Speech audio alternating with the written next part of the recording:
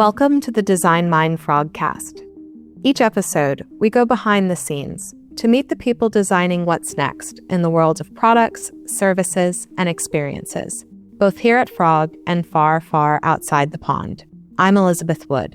Today on our show, we're exploring what luxury really means in a world that's constantly redefining it. You're going to hear a conversation hosted by Gagandeep Gadri, the managing director of Frog, with three guests: Agnès Roquefort, Chief Development Officer for Luxury and Lifestyle at Accor; Anne-Laure Colcy, Global Head of Luxury at Frog; and Caroline Labarze, Vice President at Frog. For our panelists, luxury today is less about status and more about substance. What feels considered? What feels rare?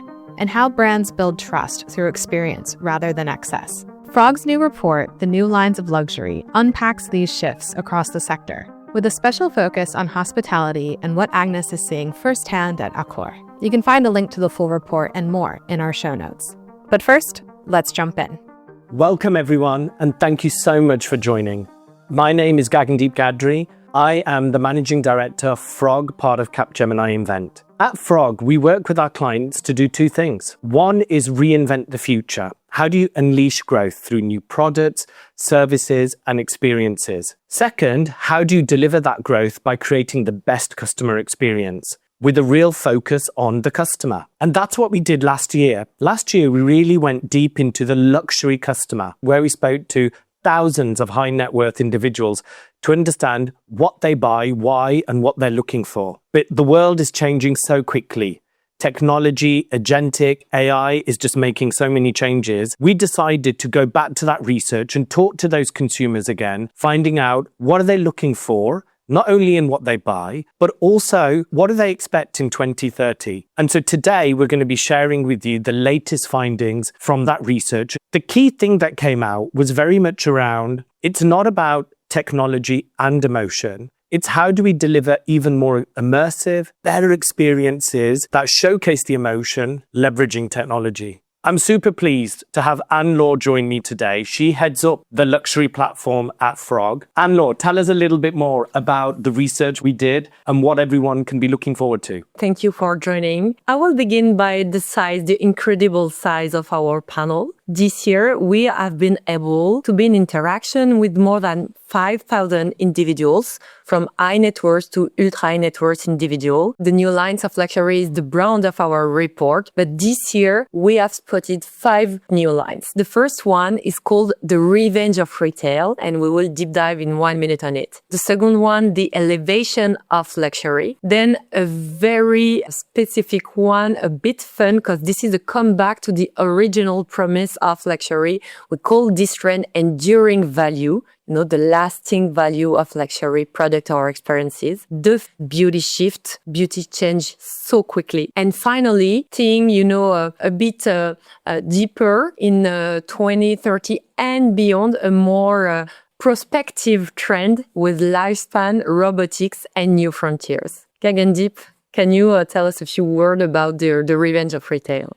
Yeah, let's dive straight into here. So the Revenge of Retail, the last 20 years or so, there's been a huge amount of spend in digital. Apps, websites, the digital commerce, the store and the physical space has been a little bit forgotten about. But now we want to return to that. That's what this is about. It's the revenge of retail, returning to the physical space, but not just as what it was before. It's got to be in the new way, as an innovation lab, as something where the real feeling of the brand, the essence of the brand can be seen. When we look at these boutiques or these physical spaces, it's all physical touch points. So it could be full boutique, it could be the dealership, could be the lobby of a hotel, could be where a private wealth banking meeting happens. These are all areas that are out there to get this new physical experience. But what consumers want is, when they go to these places, they want to have a different experience.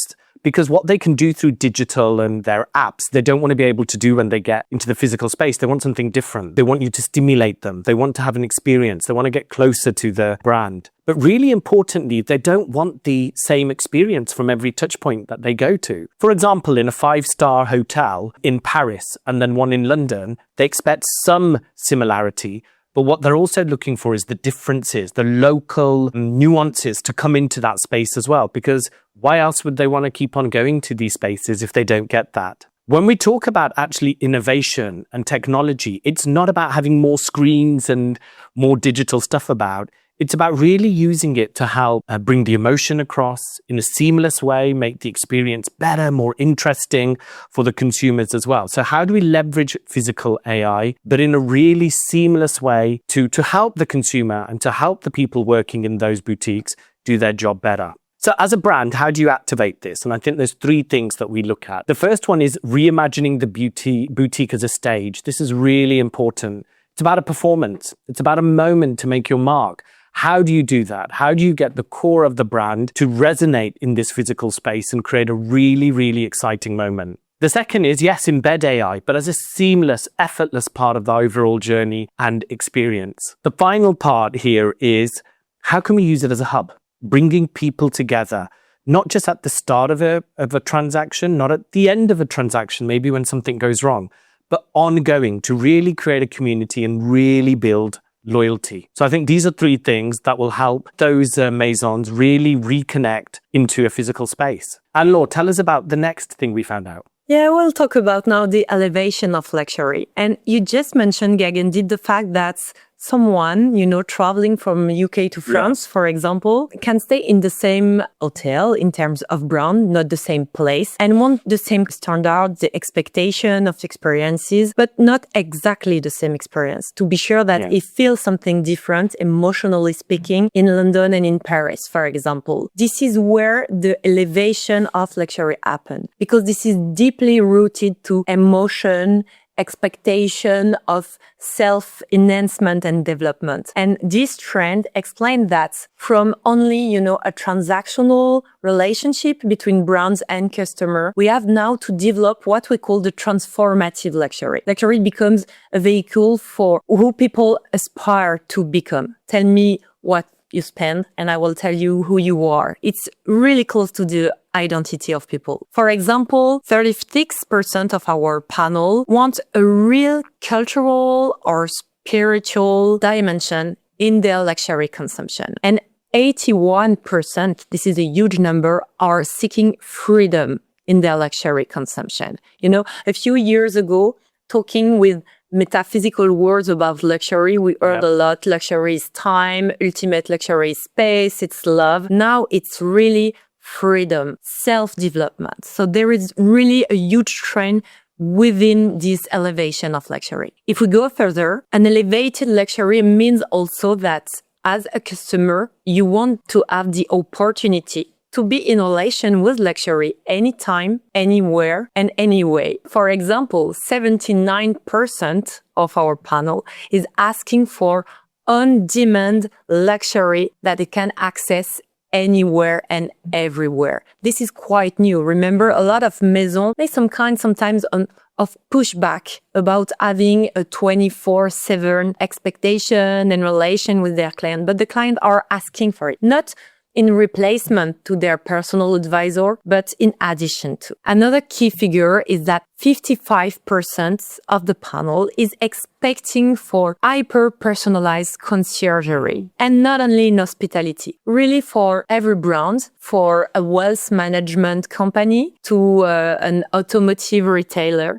they want to have this opportunity to engage conversation really on demand with extra and personalized services. How to activate it? We have to move from transaction to transformation and understand what does it mean in terms of customer journey. Secondly, deliver on-demand experiences. This is not only words.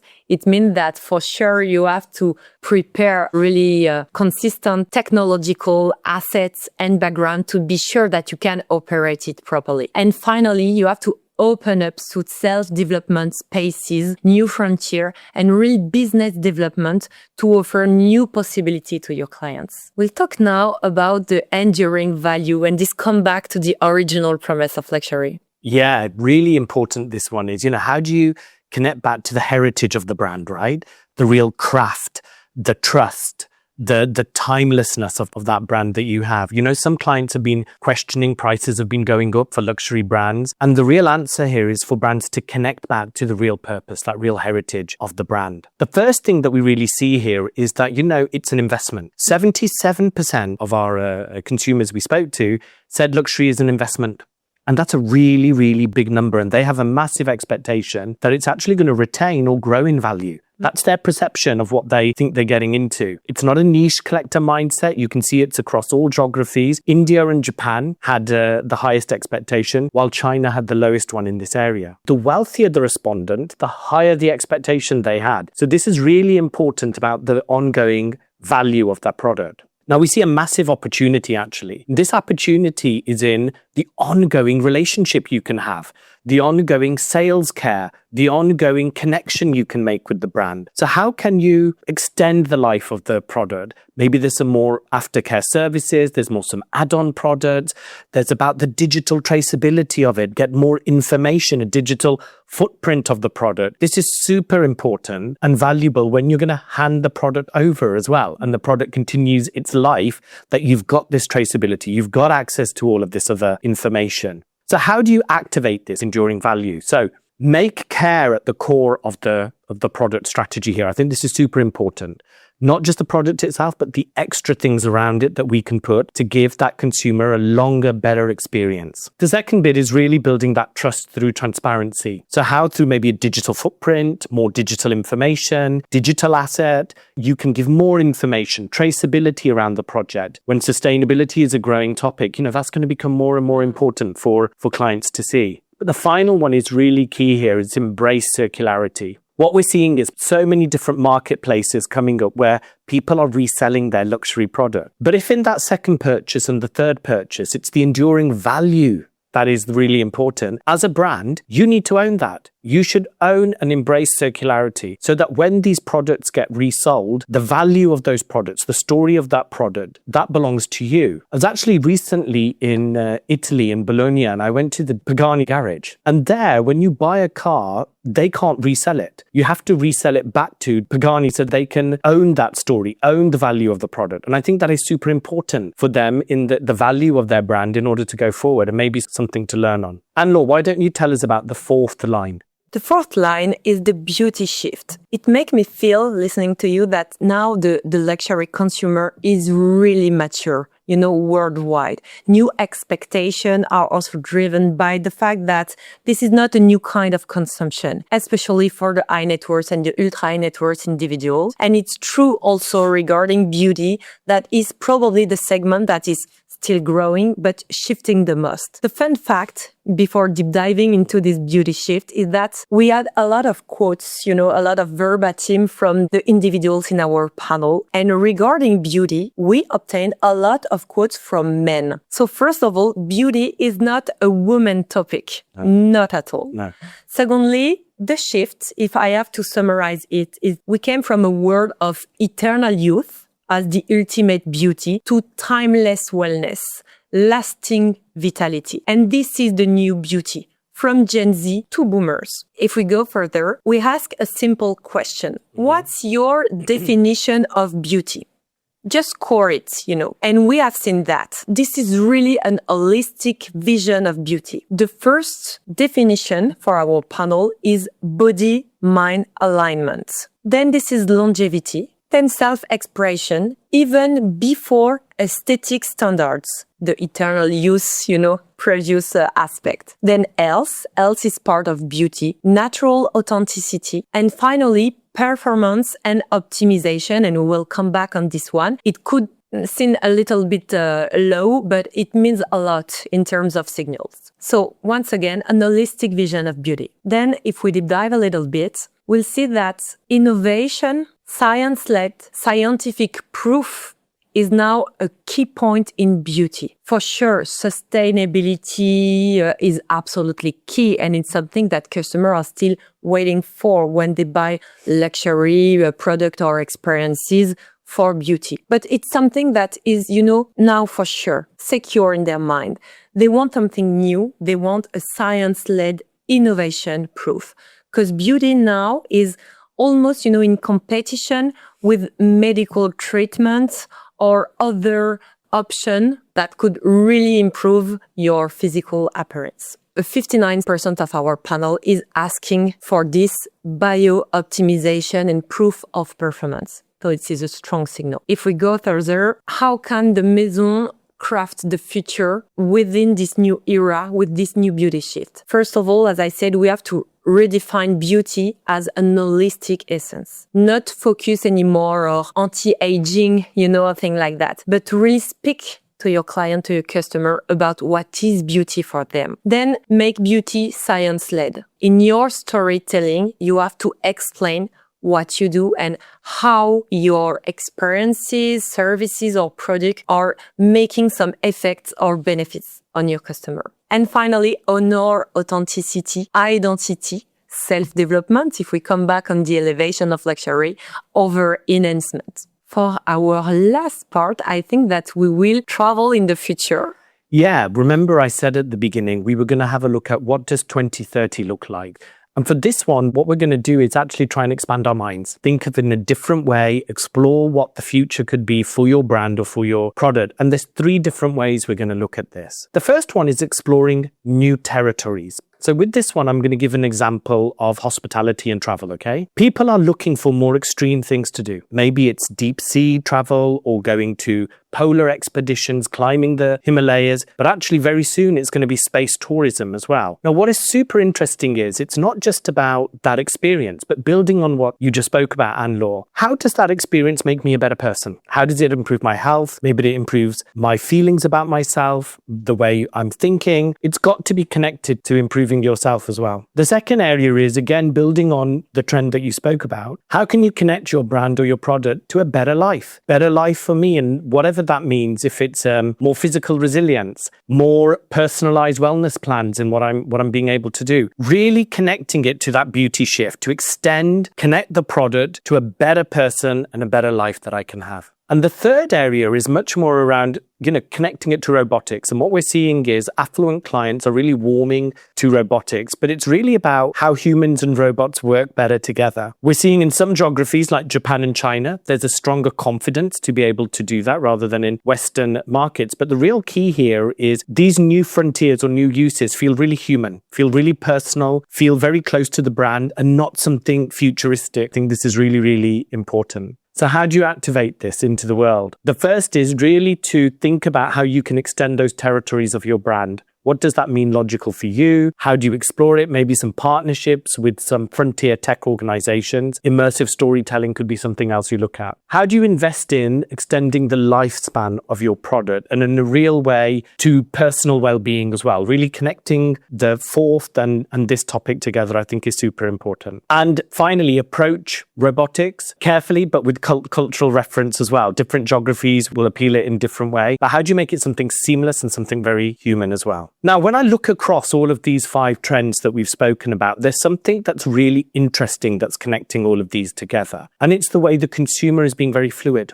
The same consumer in a different moment, a different context, for a different brand can have a different feeling, a different expectation of what they want. And we call this liquid consumerism. And in order for brands to be able to respond to that, brands need to be agile. You need to be able to adapt to them. You need to be really able to see them who they are. So me as a professional person, me as a husband, me as a father, in this, how do you communicate and how do you operate with us? I think this is a really key trend across all of these, not to forget that focus on the consumer. What we're now going to do is have a look at the report. We've given you the insights, but we're now going to look at it from a different perspective. We're going to have a reality check. We're going to look and speak to some of our clients and see what they think about this report. I'm really pleased now to be joined by one of my dear colleagues and friends, a real leader when it comes to Frog, around luxury and the work we do with our clients, to really delve into this from an external perspective. Caroline, welcome.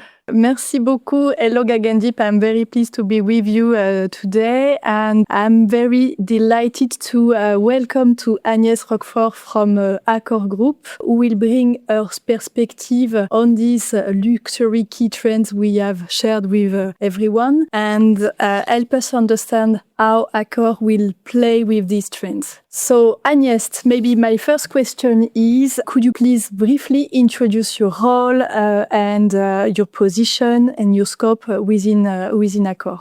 Thanks, Caroline.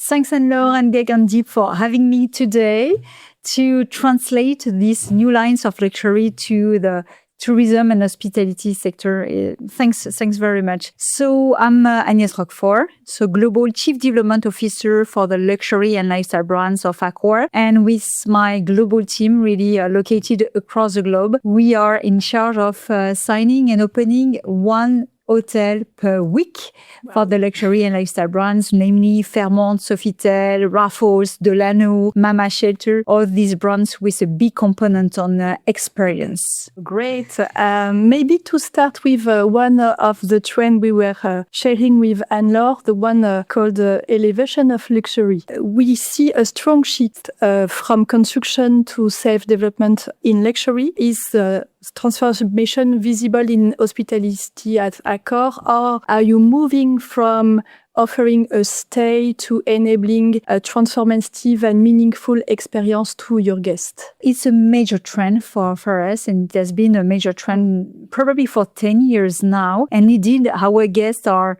asking more than a sleep, more than a stay, more than a good bed. They want much more. And this is what we call experiential hospitality or augmented hospitality, 360 hospitality. And so what does that mean concretely? It means that beyond the bed, beyond the stay, we will introduce very strong experiences as regards food and beverage, restaurants. The guests are asking a lot in terms of experiences in restaurants with very, let's say, appealing concepts and very strong concepts. It's not now extraordinary that we have hotels with a revenue that is going beyond 50% of the total revenue. So it's becoming more restaurants with some beds, with some rooms. Well-being is a big component, and we will come back on that, but it's really, again, part of, let's say, the experience and what we name experiential hospitality. We have as well many other experiences, even events. So we have in the all-inclusive world, which was not so glamorous so far, but now all-inclusive resorts are really luxurious, strongly on luxury, with a lot of experiences around entertainment, events. And we have as well superstar, really rock star, that are touring the hotel to really entertain the guests and propose, again, exclusive events directly in the hotel. And maybe to give you, let's say, some materialization of this major trend about elevation of luxury. One segment which is absolutely booming for our luxury guests is branded residence. Branded residence, what is that? American, Middle East, Asian, know pretty well, European, a bit less. It's really your apartment, your villa with, let's say, homeowners that are buying not only an apartment and a villa and a home, but as well a brand able to deliver a great product, a great design, and as well a fantastic hotel experience. And this is what we call hotelization of the real estate. So you will have your own home with your family, but as well with concierge, with valet parking, with the most fabulous gym really accessible from your home, with sometimes well-being directly, let's say, in the home and in the building of your apartment, with restaurants, with a fantastic pool, with really a true concierge laundry service that you could find in a hotel. Even to welcome your friends and family, some theater, some cinema from a movie room with vanguard technology. So this is really an illustration of the elevation of luxury with high net worth individual, ultra high net worth individual, more and more buying this kind of villa and apartment. To give you a hint about the trend, so far there are 700 branded residences across the globe. The pipeline for the next 3 years is 700. So in 20 years, we build 700 branded residences, and for the next 3 to 5 years, there will be this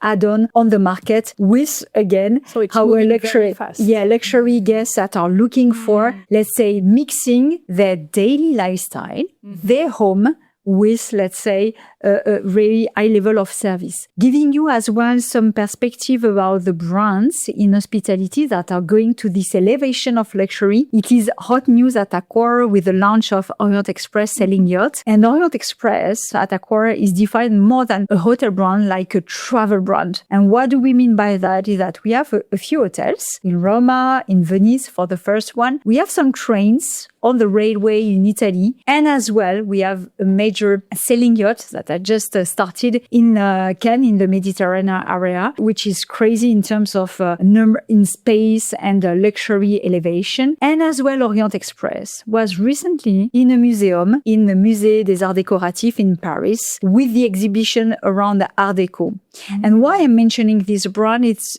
a good illustration of what, let's say, elevation of luxury means and what the guests, the customers are looking for. In the museum, for example, they're looking for, let's say, nearly an emotional connection with the history of the brand, which is secular. Born in 1883, so more than a century, yes. They want to, let's say, understand the craftsmanship and indeed how it was like 100 years ago. They want to be, of course, connected as well with the different experiences. And I would say the third point that we can experience with the elevation of luxury that you've mentioned, Gagandeep, is with a transformative experience that is more and more incarnated with well-being. And so again, taking the example of Orient Express, we will have a transatlantic way from Lisbon to Caribbean of 14 days of well-being for the guests to reconnect with their body and with their mind. So this is all of that. And you can feel it very strongly focused on experience. And it's resonating a lot with our trends related to beauty shift as well. Thank you for sharing that. So maybe coming back to the next trends, namely the one that you were mentioning, Gagandeep, related to enduring value. We know that luxury clients are increasingly focused on long-term value, durability, trust. How does this translate into hospitality? Do you see hospitality becoming an investment in lifestyle or well-being rather than just one-time experience we can offer in an hotel room, for instance? Yeah, it's a very good question because when we talking about enduring value, we associate that to an item and to luxury item, but it translates pretty well as well to travel, to tourism, because when you have this kind of very high-end luxury experiences, what the guests are looking for are, let's say, stories that they can tell to their loved ones when they're coming back home, but they want as well to create memories, long-lasting memories that they will take with them for a long time, for their friends, for their family. So this is where the enduring value is in these, let's say, long-lasting memories forever. And how do you create that? The good news is that to create these memorable moments, these memories forever, is very much focused on the human touch. Mm-hmm. Clearly, AI technology will help us to automate the ordinary, but we will have to further humanize the extraordinary. Mm-hmm. And the good thing is that we create magic, we create these emotions, these experiences, thanks to our staff. In your report as well, you mentioned, the personalized, customized concierge, etc. Right. Indeed, it's already very strong in our luxury and ultra-luxury brands. We have a butler at Raffles that is really beside the guests to create these exclusive events across the stay and to answer their needs that they didn't think they would have this need during their stay, but to create this magic and this strong relationship with the guest. And the fun fact I was sharing with you just before this report and this interview is that, I had the chance to stay in a strong well-being and eco-friendly brand, Chablais, a Mexican brand with a fantastic hotel in the Yucatan. And they've got a strong well-being component. But, I was not really aware of what was well-being at Chablais brand. And the first part of the well-being experience starts with kind of an interview and 1 hour with a true shaman, una abuela. And I was so impacted and moved with emotion and a bit transformed. I must say that I do not even remember the massage after, and it's the thing when we're talking about transformative experience, memories that really last long is typically this kind of experience where you have something that you could not imagine and that you're taking with you back home and continuing to, let's say, use every day in your daily life. Maybe our last trend, it's about new frontiers, new territories of luxury. And maybe we were wondering, looking ahead to maybe 2030 or maybe beyond, luxury clients are increasingly drawn to new frontier like extreme travels, new territories. Even when we were mentioning in the report, space tourism. Just wondering what could be the next territories of luxury experience for a group like Accor.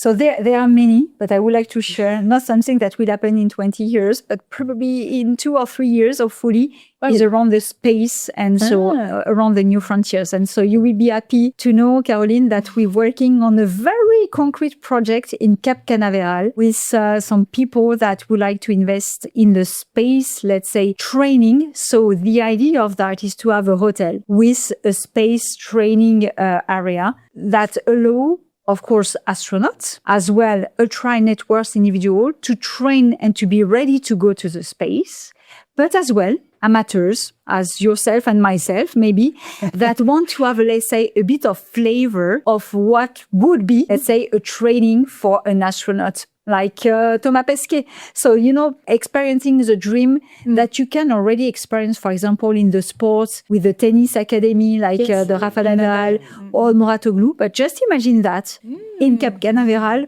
or other places. And it's not in 20 years. It's really coming probably in 3-5 years maximum. And I think you will have a lot of guests that would like to come because we have already a lot of You can sign me up. Yeah, I want to be there. Yeah, definitely. So thank you so much, Agnès, for your time and for sharing with us your valuable insight on these trends. And happy to see what next with the new territories you were mentioning. It will be more than happy for us to be part of the new experience and test. Get us on the waiting list for these trips. What a fantastic way to hear those stories and what's happening, Agnès. Thank you so much for sharing that. There's so much that is exciting there, and also a way to see the insights in the report come to life, right? So look, we've had a fabulous time. I can't believe it's gone so quickly. Anne-Laure, can I just come to you for your final reflections? Probably I just would like to say that there is many more in the report for sure. We try to disclose it in a nutshell, as we say, but for sure I hope that we will engage conversation with our clients, prospects, friends as soon as possible. And we are also able to customize the insight and the data for every maison. And it will be a pleasure for sure. Stay tuned. Fantastic. Look, I want to thank everyone, all of the speakers for their great participation today. It's been really, really great. And look, I look at this and say, yes, there's a lot of change, but there's a lot of opportunity out there. Hopefully today we've excited you all about those possibilities, inspired you about what could be. You can access the full report on frog.co. And like Anne-Laure said, please contact us if you want a deeper dive, go into more of the detail and specifically what it could mean for you.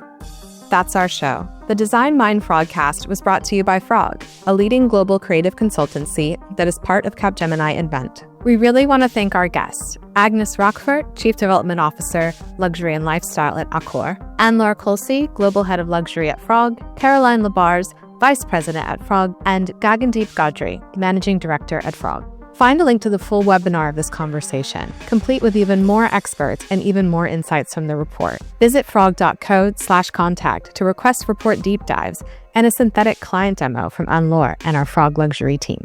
We also want to thank you, dear listener. If you like what you heard, tell your friends. Rate and review to help others find us on Apple Podcasts and Spotify. And be sure to follow us wherever you listen to podcasts. Find lots more to think about from our Global Frog team at frog.co/designmind. That's frog.co. Follow Frog on X at @frogdesign and @frog_design on Instagram. And if you have any thoughts about the show, we'd love to hear from you. Reach out at frog.co/contact. Thanks for listening. Now go make your mark.